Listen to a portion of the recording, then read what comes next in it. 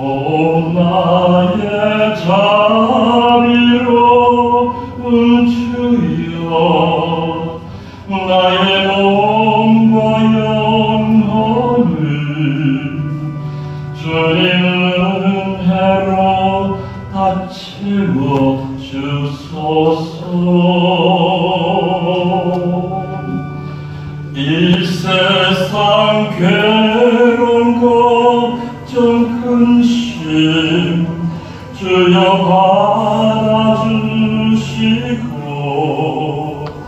힘든 세상에서 인도하소서.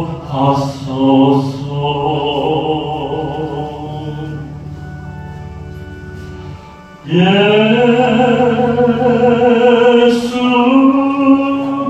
오 예수,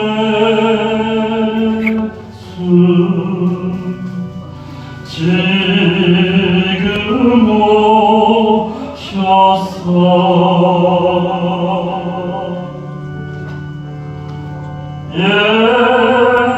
예수, 오 예수,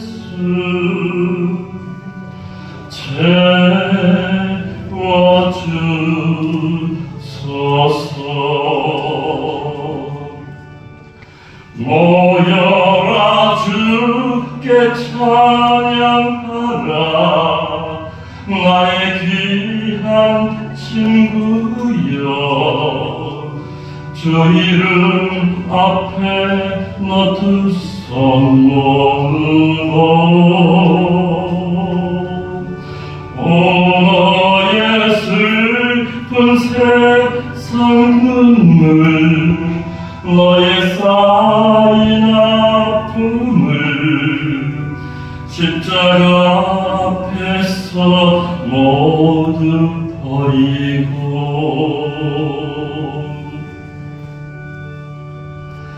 예수, 오 예수, 나의 기도. 예수, 오 예수, 들어주소서. 이 시간 한 마음이 되어 주께 기도드리세. 나의 모든 것을 주께 맡기고,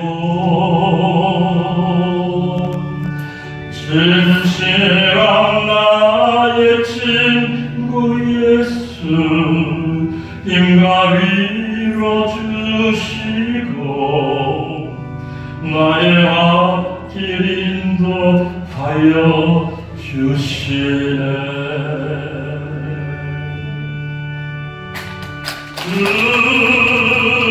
주님, 오 주님, 사랑의 주님,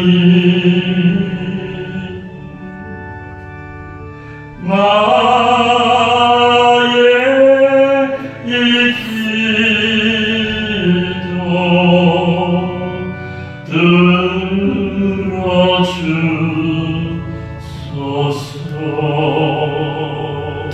아멘.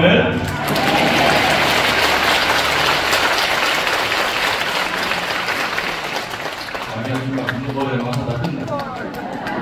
698번.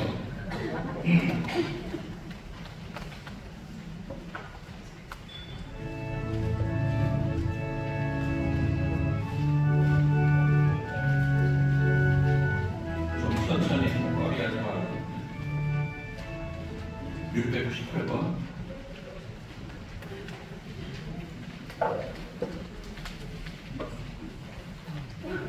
자, 여러분들 주님 손 잡고 일어서시기 바랍니다.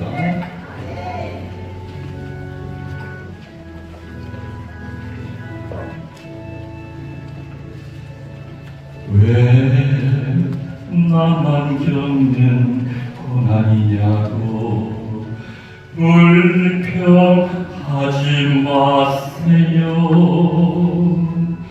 고난의 뒤편에 있는 주님이 주실 축복 미리 보면서 감사하세요.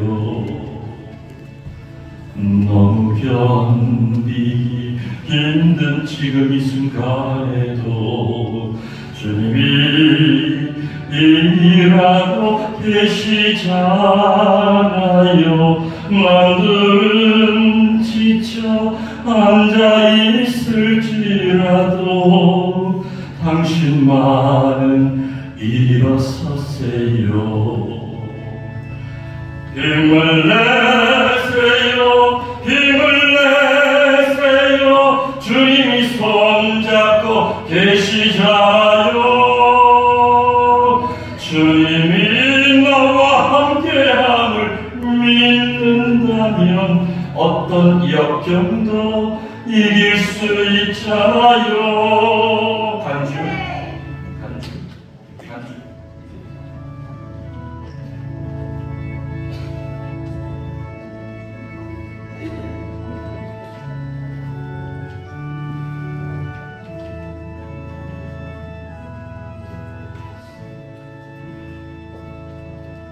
왜 이런 슬픔 찾아왔는지 원망하지 마세요.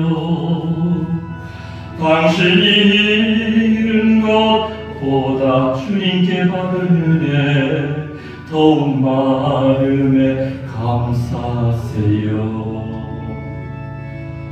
너무 견디기 힘든 지금 이 순간에도 주님이 일하고 계시잖아요. 남들은 지쳐 앉아있을지라도 당신만은 일어서세요. 힘을 내세요. 힘을 내세요. 주님이 손잡고 계시잖아요. 주님이 나와 함께함을 믿는다면 어떤 고난도 견딜 수 있잖아요. 힘을 내세요. 힘을 내세요. 주님이 손잡고 계시잖아요. 주님이 나와 함께함을 믿는다면 어떤 역경도 이길 수 있잖아요. 어떤 고난도 견딜 수 있잖아요. 아멘.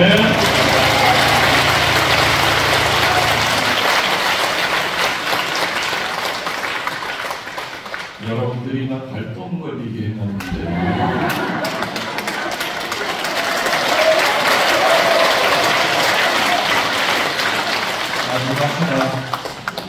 그래서 성도님 노래를 해드려야죠. 527번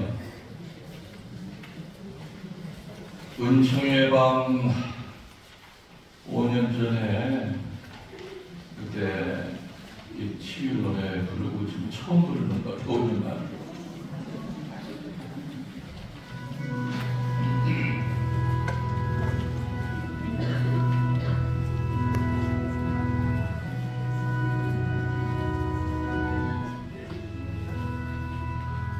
여인 중에 복되시며 구세주 어머니 믿음 깊은 삶으로 채우게 하소서. 마리의 꽃처럼 성서를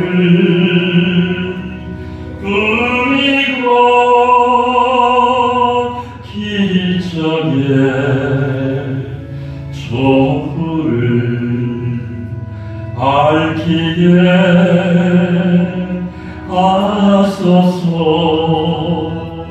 마리아 마리아 로사리오의 마리아 장미꽃 성의를 바치나이다.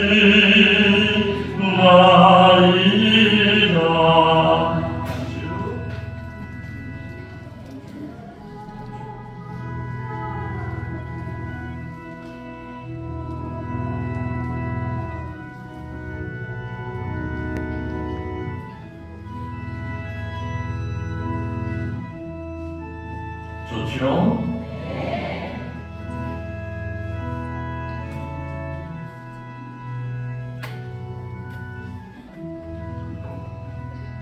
하느님께 순명하신 겸손한 어머니, 한결같은 사랑으로 이끌어 주소서.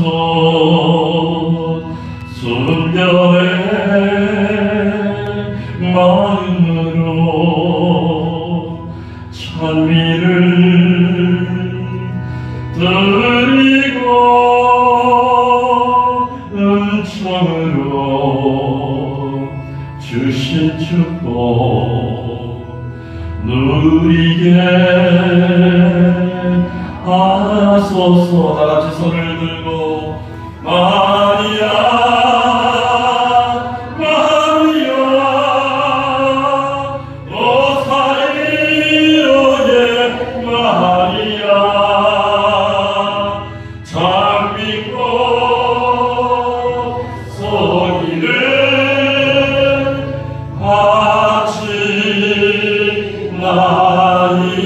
다시 한번 마리아 마리아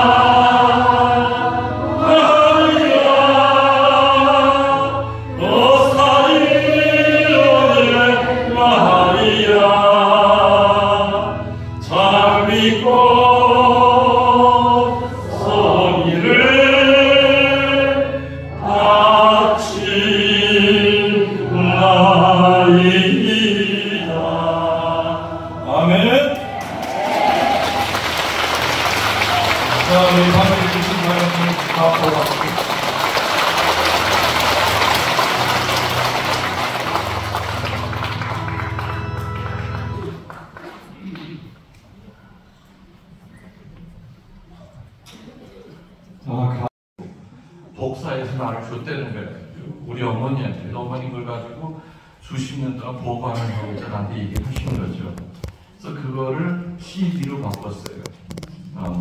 그리고 나머지 그래서 신학생 때 부른 게 27곡이고 60이 넘어서 부른 노래가 28번부터 47번까지예요.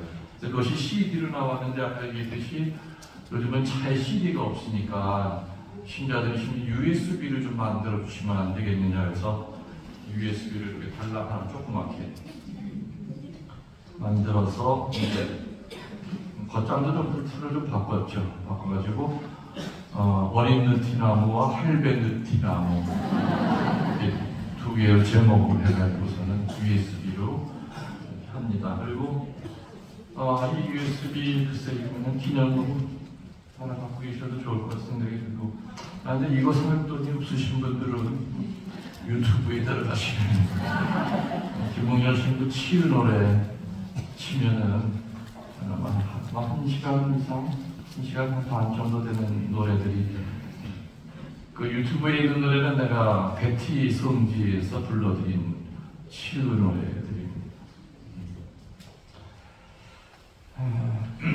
그리고 제 책 사실 분들은 한 장 넘기면은 제가 천주교 감사로 제가 제 자필로 쓰는 게 있으니까 따로 이렇게 사인해달라고 하실 필요 없어요. 미리 사인을 전부 다 해서 책도 전부 다 만들었고 그리고 앞에 있지만 그 책 제목, 글씨 이런 거 좀 더 제가 직접 쓴 글씨입니다.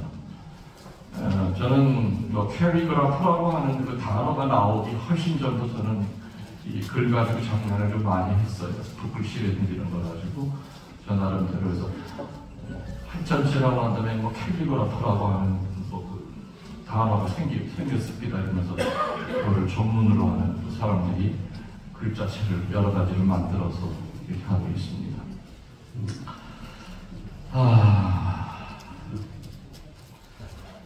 이따가 미사 때 강론 대신에 제가 30분 정도 치유 기도를 해드리고 할 거예요.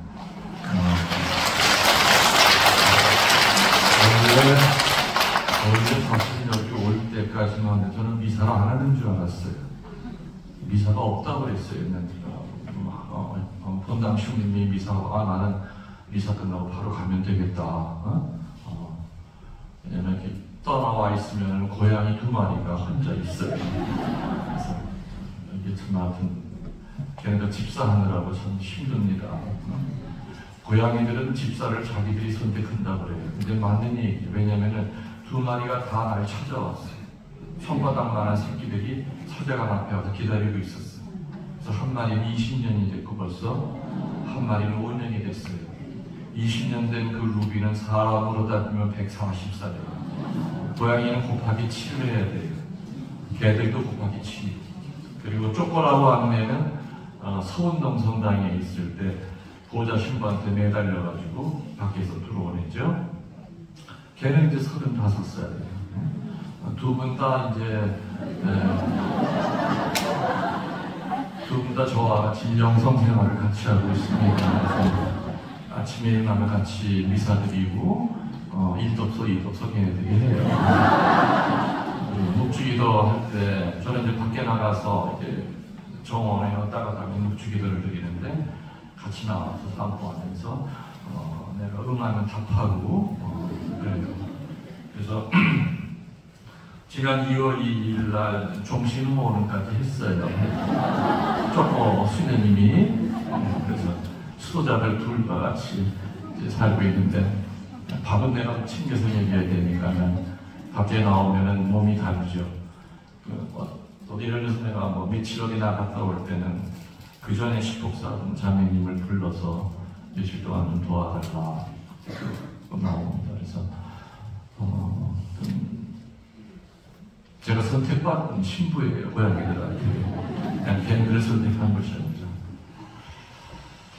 그래서 이따가 미사 시간에 강론 대신에 육의 치유, 영의 치유, 뭐 사실 치유기도 제대로 하려면 한 1시간 반 이상 걸리는데 짧게 하겠습니다. 그리고 저는 이제 굳이 이렇게 안수를 안 해드려도 아까도 얘기했죠. 사제의 그 말씀을 통해서 말씀에 바로 힘이 있기 때문에 사제의 강론을 통해서 내 치유가 일어난다 그런 얘기를 했어요.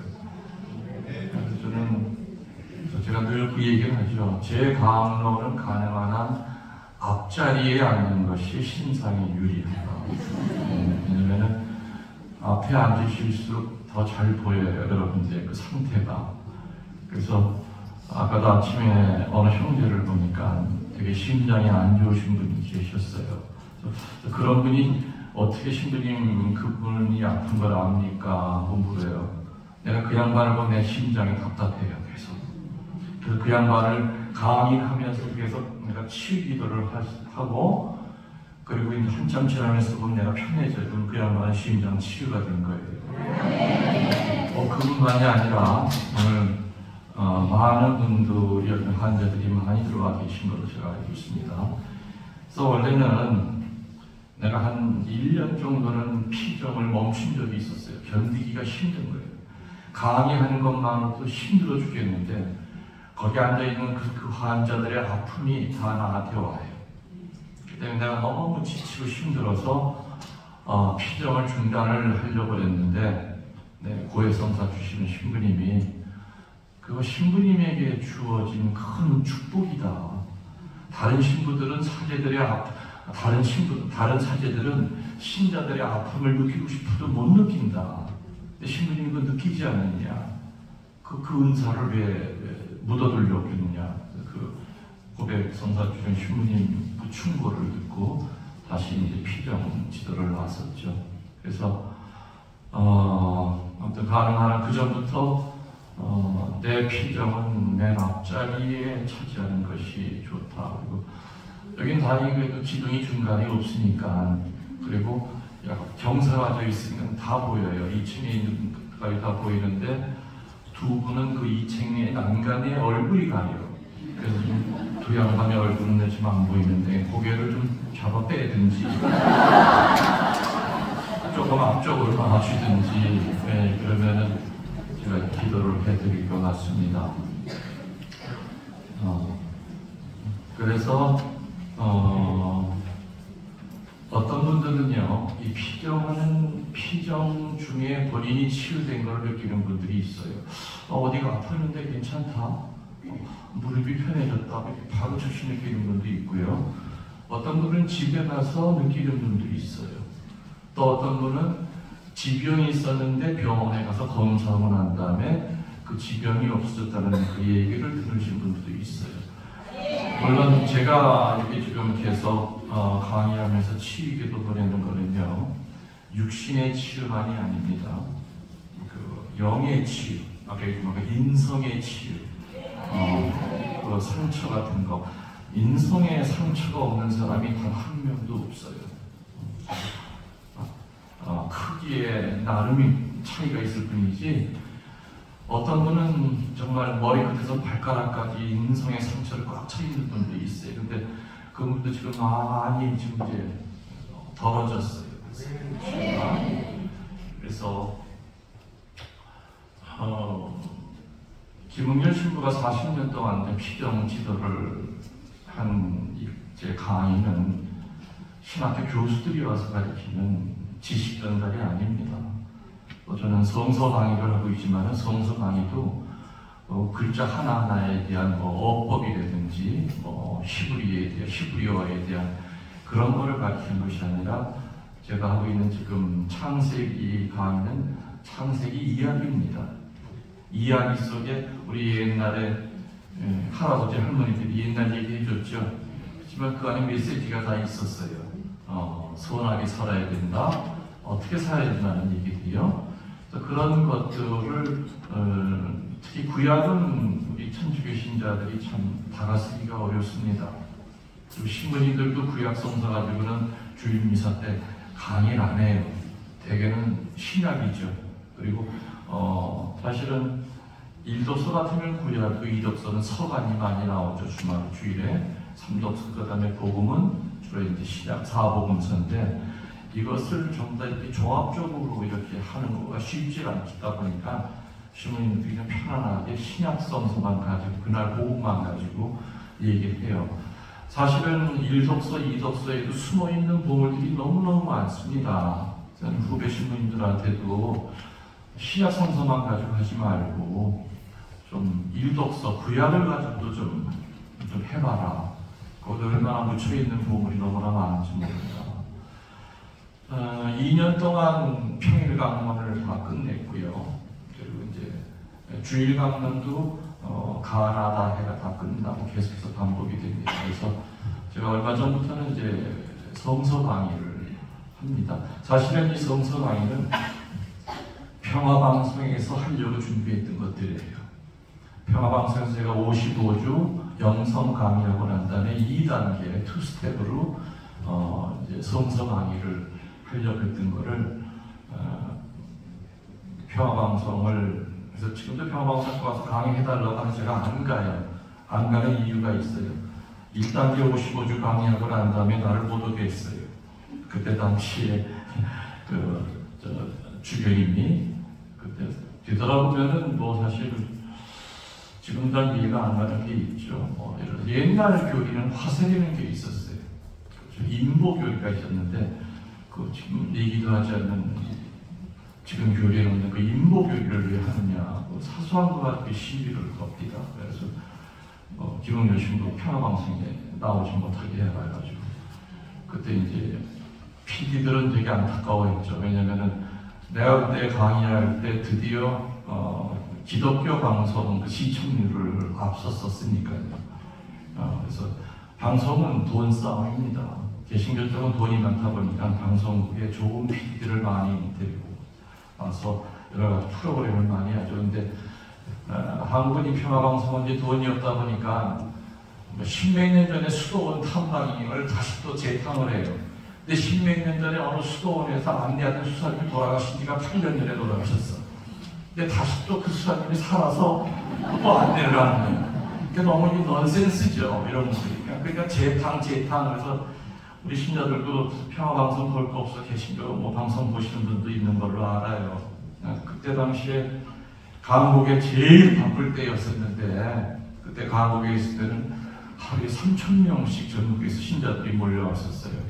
그때 그 와중에 평화방송 젊은 PD들이 신부님이 평화방송 살려주십시오. 좀 공격적인 방송을 하고 싶습니다. 그리고 그전에도 물론 내가 짬짬이 평화방송 나갔었지만 신부님이 평화방송에 나올 때랑 다른 신부님이랑 차이가 뭐냐면은 신부님 강의는 천주교 신자만이 아니라 개신교 불교 신자들도 많이 듣고 그 신부님 어디 가면 만날 수 있느냐 그 신부님에 관한 자료를 달라는 얘기를 많이 합니다. 그래서 신부님은 좀 대중성이 있기 때문에 신부님이 가서 강의해 주시면 평화방송이 살 것 같습니다. 그래서 한 번 올라가면은 4주 강의를 녹화를 하고 내려와야 돼요. 힘들죠. 그래서 한 달 만에 그 개신교, 기독교 방송 시청률이 따라잡혔습니다.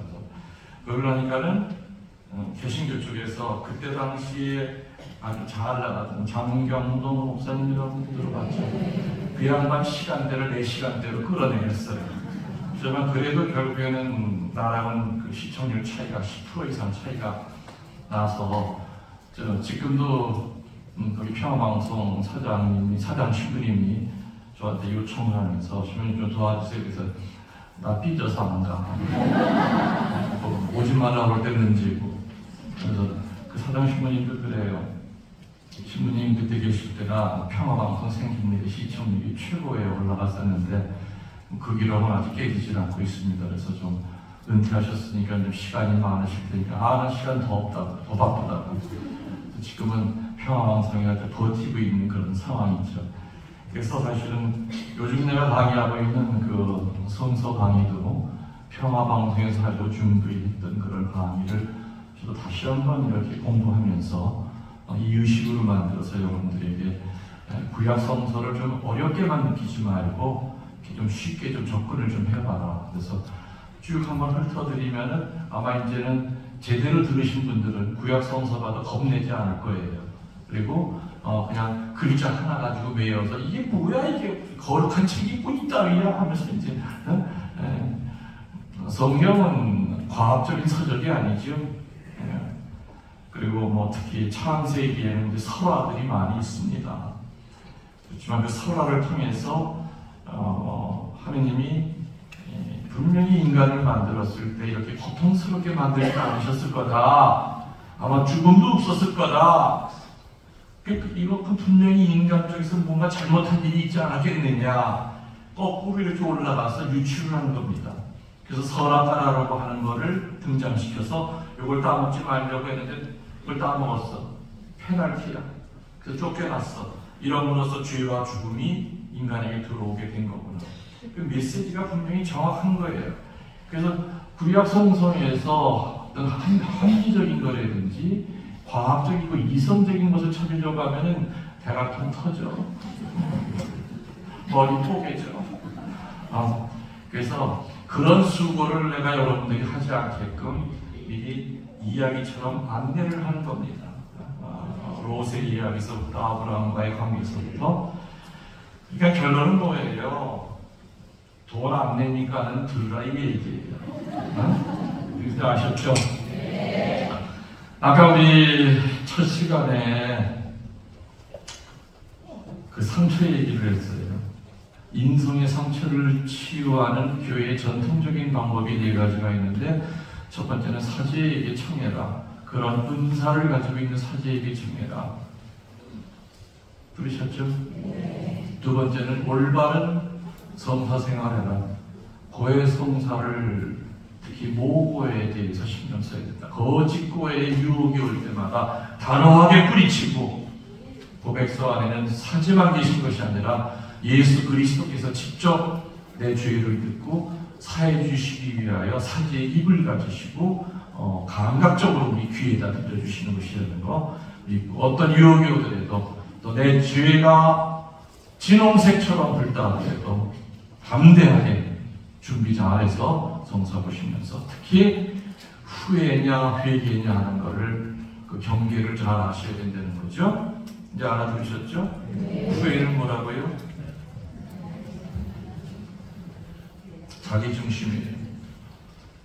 죄 지은 내 자신이 미운 거예요. 그러나 회개는 하느님 마음을 헤아리는 거예요. 그래서 옛날 고해서에서는 교우들이 어떻게 고했다고요? 제가 이러이러한 죄로 인하여 예수 성심을 거스렸나이다. 제가 이러이러한 죄로 인하여 성심을 아프게 했나이다. 제가 이러이러한 죄를 지어서 제 안에 계신 성령께 마음을 상하게 했나이다. 그렇게 고백했어요. 또 옛날 고백서에서 보면 참 아름다운 경문들이 참 많아요. 예를 들어서 그런 경문이 있었어요. 남이 나로 인하여 지은 죄 있을 것이니 신부는 도무지 이 죄인을 보라고 사하소서 그랬어요. 죄 중에는 보면은요, 나 때문에 저 사람이 죄짓게 하는 거 있어요, 없어요? 있어요. 나 때문에 내 아내가 마음의 죄를 짓고, 나 때문에 우리 아버지가 마음의 죄를 짓는 게 있어. 근데 그 죄는 잘 고백을 안 한단 말이에요. 그래서 아예 고백서 그 경문에는 남이 나로 인하여 지은 죄 있을 것이니 신부는 도무지 이 죄인을 벌하고 사하소서. 정말 아름다운 기도문이었어요. 근데 그렇게 가지 없어졌어요. 없어졌어요. 그래서 이번 탐험 봉사 때는 여러분들이 후회하지 말고 좀 제대로 된 성사를 좀 보세요. 저 같으면은 신학생 때부터 지금까지 고백성사 노트가 있어요. 딱 손바닥만한 스프링 노트에 하나하나 넘기는 거. 저녁에 잠들기 전에 오늘 내가 하느님보다 웃자기에 놓고 산 것이 무엇인가를 뒤돌아봐요. 오늘 나를 걸려 넘어지게 한 게 무엇인가를 뒤돌아봐요. 그리고 오늘 내가 거기에 우상 숭배에 빠졌던 것을 적어놔요. 이상하다. 오늘은 이상하게 내가 음란한 생각이 들었어. 음란이라고 적어놓습니다. 둘째 날에는 그게 같을 수도 있고 다를 수도 있죠. 이렇게 되면 30장이 모아져요.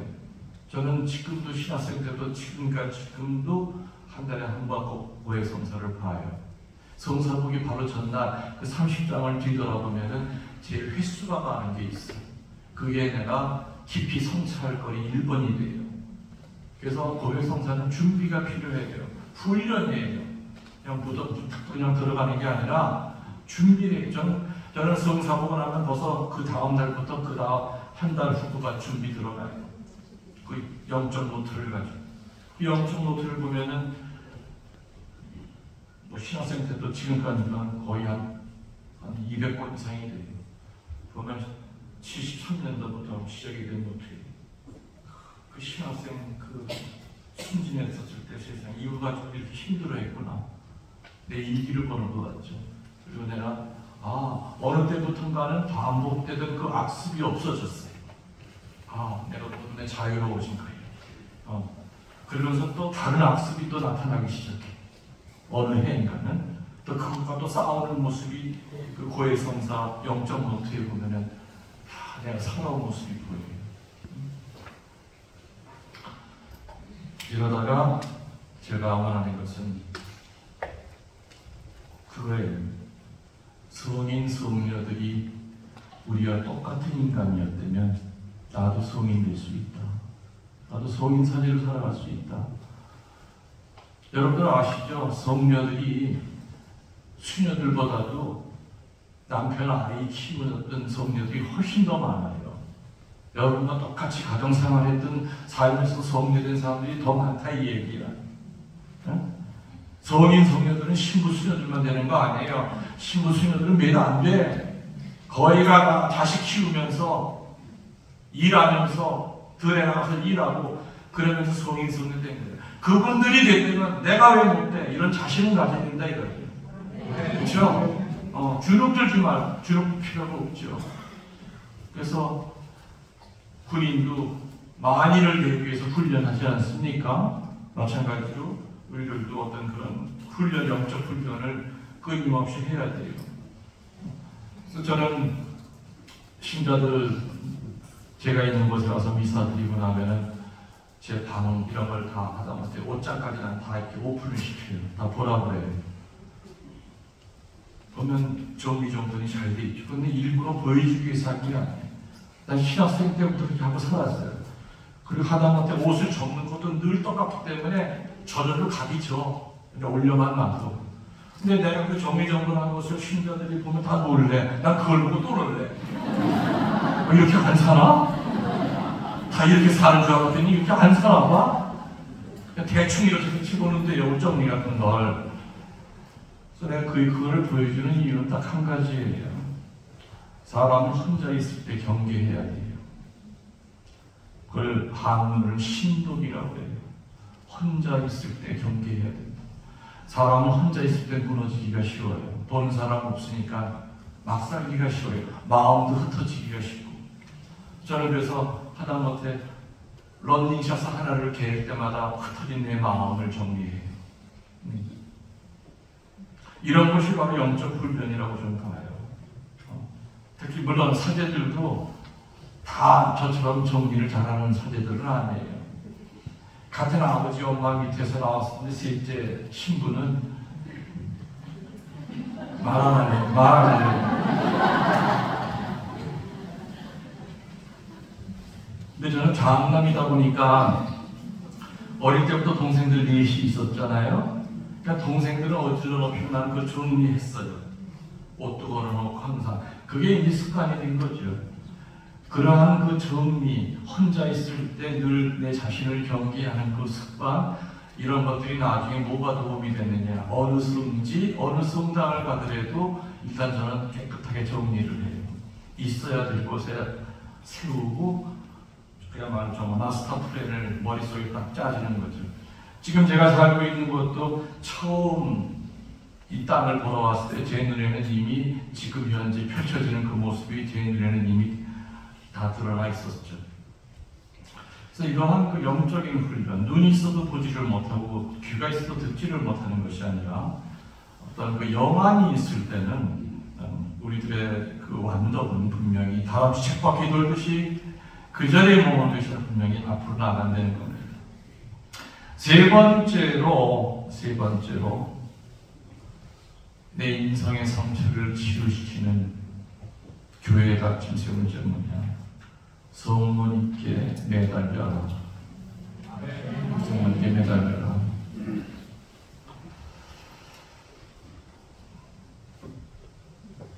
강복 매개성지 혹시 왔다 가신 분 흔들어 보세요.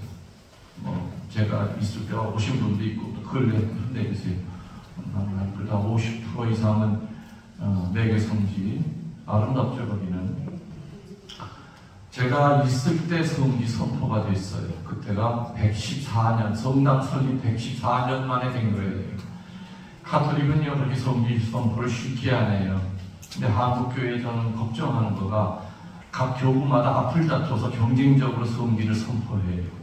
성지가 되려면 역사성이 있어야 돼요. 분명히 역사성이 있어요. 역사 안에 하느님의 어떤 작업이 분명히 눈에 드러나야 됩니다. 그리고 결과가 있어야 되죠.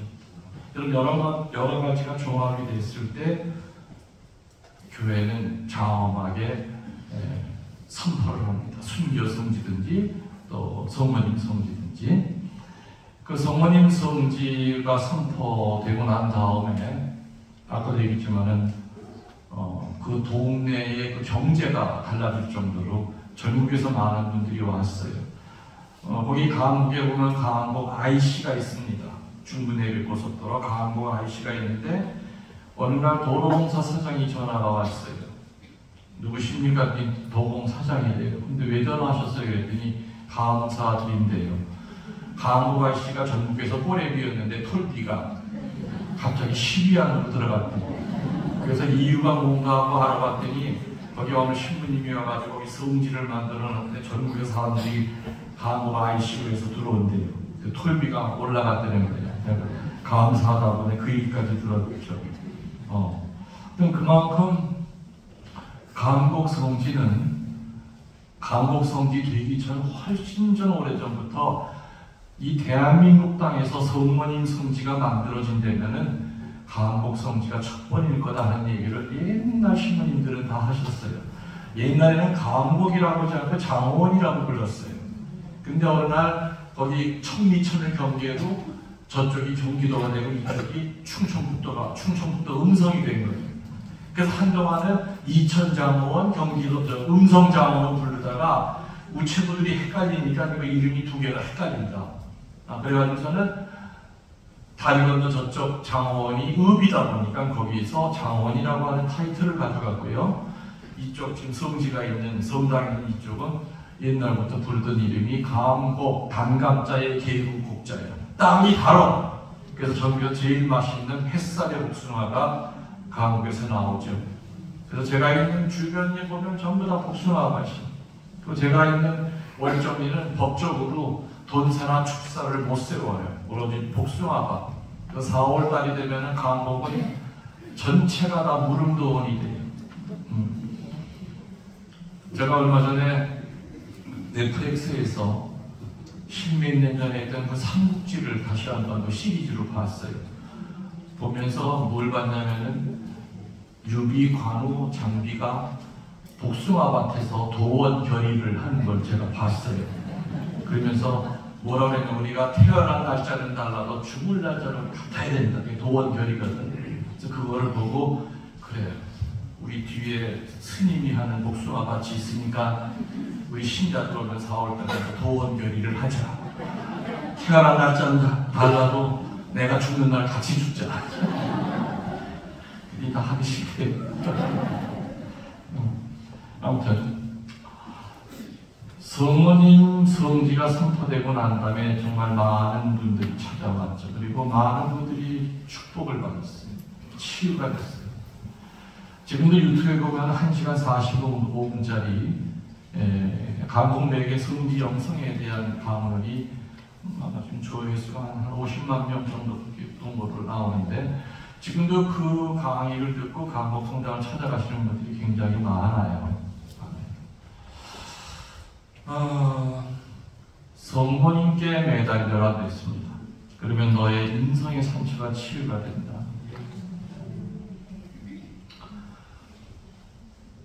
제가 강곡에 교우들이 오면은요, 저는 미사 끝나고 난 다음에 그 제대 우유의 총각에 총알 7발을 맞으신 매개 7거 성모님이, 루르드 성모님이 이렇게 계세요. 6단 6주를 팔에 걸 것이고, 루르드 성모님은 팔에 6단이 있어야 맞는 거예요. 네. 그 성모님은 1930년에 인간을 오신 분이 루르드에서 모셔온 성모상이죠. 6.25 때 인민군들이 그 성모상을 깨려고 총을 그렇게 쐈는데도 성모님은 7발 외에 당신의 살아생전에 7고, 성모 7고를 새겨 놓으셨는데 그 외에 총알을 다 거부하셨어요. 그래서 항상 미사 끝나고 난 다음에는 신자들과 같이 그 성모님을 바라보면서 뒤를 돌아서서 우리 엄마 3번 부릅시다 했어요. 그래서 엄마 하고 엄마를 부르면 다 눈물을 펑펑 흘려요.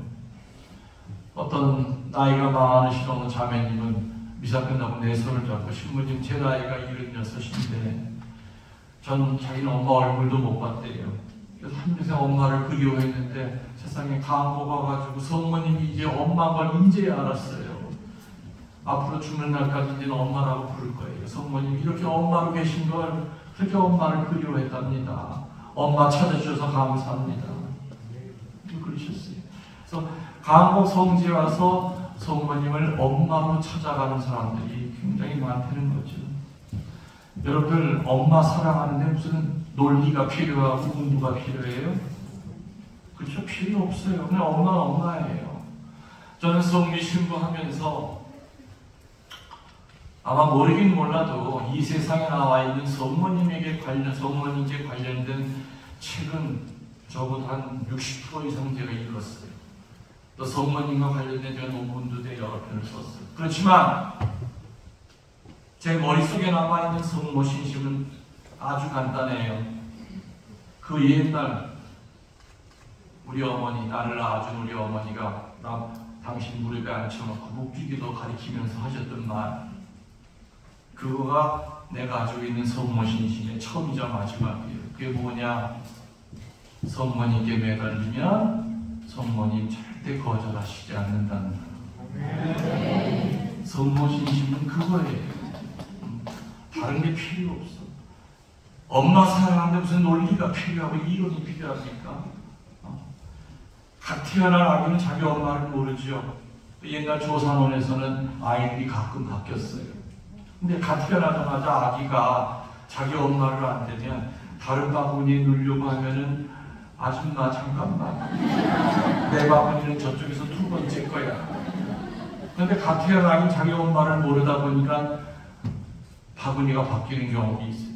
근데 그 아이가 1살, 2살이 되면은 자기 엄마를 알죠?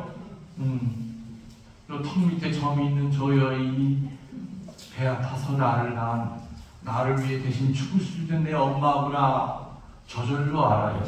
그때부터 어디 나가도 엄마 손을 잡고 막 치맛자락을 잡죠. 무서운 개가 나타나도 치맛자락을 잡아요. 그래서 성모님은 엄마이기 때문에 성모님한테는 못할 말이 없는 거죠. 어머니와 엄마가 조금 다른 건 아시죠? 며느리들은 시어머니한테 뭐라고 해요? 그렇죠. 아무리 시어머니가 딸처럼 여겨도 며느리 입장에서 시어머니는 끝까지 어려운 분이기 때문에 엄마! 이렇게 하는 거 쉽지 않아요. 끝까지 어머니예요. 근데 친정엄마한테 가서 뭐라 그래요? 엄마 그러죠? 전화 엄마, 나 영숙이야. 엄마라 그래요. 친정집에 갔는데 엄마는 딸내미 얼굴만 봐도 알죠. 너 왜 이렇게 얼굴이 어둡냐? 왜 박서방이 바람 펴? 아니 박서방은 괜찮아요. 바람을 제가 피고 있어요. 아이고 어쩌다가 또 이렇게 또 박서방 착한 박서방 상처 주지 말고 저리해. 엄마 앞에서는 세상에 못할 말이 없는 게 엄마예요. 또 성모님은 또 그걸 다 들어주세요. 그렇죠? 다 들어주세요. 성모님과 관련된 이 얘기는 참 저는 책을 몇 권을 써도 모자랄 정도 좀 많아요. 그리고 이 김웅별 신부를 이제껏 지켜주는 것은 성모 신심과 성체 신심이에요. 그 두 가지가 없어되면은 제가 주교님에게 수명할 일도 없고 항상 사지를 보내셨거든. 힘든 데로만. 제가 이제 조한길 주교님이랑 같이 군정신부 생활했다고 그랬죠. 그때는 군정교구가 없던 시절이에요. 큰 교구, 서울교구 출신 군정신부들은 후원을 많이 받아. 내가 있는 청주교구는 가난했어, 그때는. 교구에 가서 손 벌릴 데도 없어. 근데도 아무튼 그때 뭐 대의봉급을 많이 기억도 안 나지만 저는 아무튼 그 봉급 타면은 거의가 뭐 샀는 줄 압니까? 성모님 상본을 샀어요. 성모님 상본을 군복 주머니에다 뿅뿅 집어넣고 차 타고 가다 군인 아이들이 오면 성모님 상본을 주었어요. 전방에 커피를 켜가지고 군정병이랑 같이 이제 위문을 갔는데 지피라고 있죠. 두 아이가 이렇게 보초를 쓰고 있어요. 또 할아버니가 하나는 짝대기 하나야. 훈련소에서 온 지 며칠 안 된 아이 하나는 짝대기가 셋이고. 그러니까 얼마나 힘들겠습니까? 더군다나 최전방인데 영하 30도까지 체감 온도가 떨어지는데 철책선 쪽에서는 이북에서 스피커 소리가 막 들리고 캄캄하네. 내가 올라가서 보니까 짝대기 하나, 아이고 애기가 왔네. 어? 너 고향이 어디야? 부산입니다. 아이고 춥지? 군인이 춥다고 그러겠어요? 괜찮습니다. 그런데 너 엄마 보고 싶지? 대답을 추운 건 얼마든지 참겠는데 엄마가 보고 싶은 거야. 고개를 숙이고, 아이고 이런 나들이 하긴 엄마 보고 싶을 거야. 오늘 신부님이 새엄마 하나 소개시켜줄게. 나 이거 받아볼게. 오늘부터 이분이 네 새엄마다. 이게 뭡니까? 성모님인데 오늘부터 이분이 네 새엄마다. 너희 새엄마한테 아침마다 절하고 열심히 기도하면 머리카락 하나 안 다치고 지구를 갈 거야. 그렇게 해서 내가 나눠준 성모님 성공만, 저는 이제 소령 제대예요. 제대할 때까지 한 2만 장 이상 되는 것 같아요. 성모님 성공만. 어느 날 병장 아이가 제대 인사를 하고 사제관을 찾아왔어요. 시부님은 저를 분명히 기억 못하실 겁니다. 근데 1년 반 전에 그때 제가 신부님을 진짜 30초만 늦게 만나서 자기는 사람을 죽였을 거예요. 무슨 얘기야? 그랬더니 같이 보초 쓰는 자기 고참이 있었대요. 근데 그렇게 자기를 못 살게 굴었대요. 그래서 그날 둘이 같이 보초 쓰게 돼가지고 오늘 내가 저 새끼 쏴 죽이고 나도 자살할 거예요. 그래서 언제 방아쇠를 당기나 엄마 생각도 나고 내 나이 21살에 이렇게 죽어야 되나 내 저놈 때문에 별 생각 다 하고 있었겠죠. 그랬더니 저 밑에서 신부님이 올라오더니 너 엄마 보고 싶냐고 그래가지고 눈물만 뚝뚝 흘렸대요. 그랬더니 신부님이 주머니에서 오늘 새엄마 하나 시켜주자면서 손바닥만한 종이 한 장을 주고 가셨대. 신부님 가신 다음에 후라시로 이렇게 비치니까는 팔을 벌리고 있는 성모 마리아 모습인데 그 조그만 종이에서 목소리가 울려 나오더래요. 얘야 참아라. 너 한 번만 참으면 여러 사람 살 수 있다느라. 신부님 저는 그날 분명히 성모님의 목소리를 들었고요. 그 소리를 듣고 저는 살인을 면했고 자살을 안 할 수 있었던 겁니다. 저는 새로 생긴 어머니를 옷장에다 이렇게 붙여놓고 아침마다 큰 절을 했대요. 훈련 나갈 때는 비닐에다 그거를 이렇게 뚫뚫 말아서 군번줄에다 걸고 신부님이 이게 바로 그때 주신 그 상본입니다 하면서 나한테 보여주는데 보니까 내구탱이가 다 달았어요. 직사각천 성모님 성모님. 신부님 저 천주교 신자 아니지만 저 성모님의 목소리를 들었습니다. 고향 부산에 가면은 제가 교리 배워가지고 열심한 신자로 살겠습니다. 저 살려주신 성모님 사랑하겠습니다. 그 젊은이는 고향에 가서 세례받고 그리고 1년 있다가 견진을 받고 난 다음에 수도에 입회를 했습니다.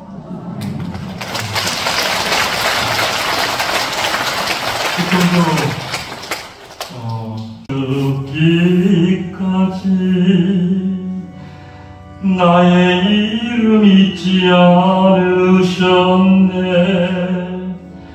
가슴 메어질 듯 그 음성 나를 부르시네.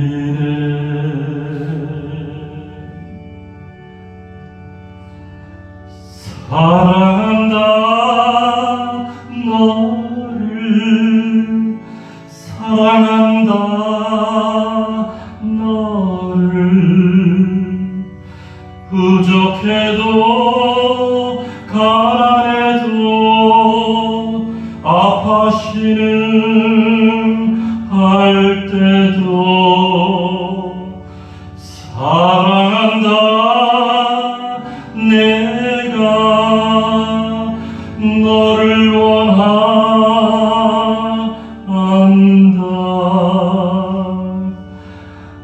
나는 구원자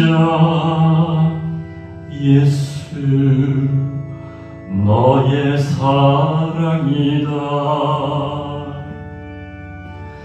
내가 이에 받기를 바랬고 내가 위로받기 원했는데 못자국 선명하신 주님 나를 위해 십자가 위의 고통 중에도 내 이름 가슴에 안으셨네.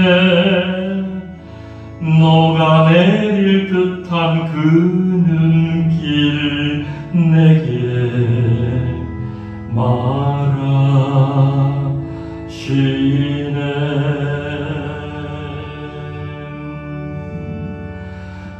사랑한다 너를 사랑한다 너를 부족해도 가난해도 아파시는 할 때도 사랑한다 너를 원한다.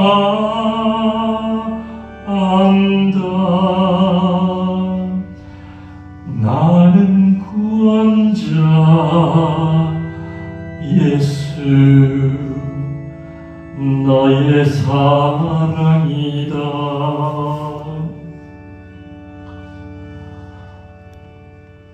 좋으신 하느님, 저희들이 무엇이길래 오늘 이 자리에 불러주셨습니까? 주님 앞에 봉헌한 것도 없습니다. 늘 교만하게 살았습니다. 작은 봉사를 할 때마다 늘 나를 내세우곤 했던 위선의 옷을 덕지덕지 입은 이 죄인을 오늘 어찌 이 자리에 불러내셨습니까? 좋으신 주님 감사합니다. 좋으신 주님 사랑합니다. 치유자이신 예수님이 지금 여러분 한 분 한 분 앞에 서 계십니다. 자비롭고 온유하신 예수님의 그 얼굴로 연민으로 가득 찬 티없이 맑은 그분의 눈망울이 여러분을 바라보고 있습니다. 예수님께서 나의 이름을 부르며 미소 짓고 있는 모습을 그려보십시오. 예수님께서 말씀하십니다. 나는 너의 치유자이다. 나는 오늘 병든 너를 치유하고자 왔노라. 건강한 사람에게는 의사가 필요하지 않으나 병들고 나약한 너를 나는 치유하고자 왔노라. 특별히 오늘 나의 소모임 밖에서 너희 한 사람 한 사람을 이 자리에 불러주셨던 거 기억하거라. 성모님께 감사드려라. 예수님께서 말씀하십니다. 사랑하는 내 형제 자매들아, 나 예수에게는 시간과 공간은 아무런 장애가 되지 않는다. 나는 내가 이 땅에 태어나기 전부터 어머니 뱃속에 빚어졌던 그 순간까지 거슬러 올라간다. 혹시라도 태어나기를 원하지 않았던 육신의 부모로부터 받았던 그 모든 상처들을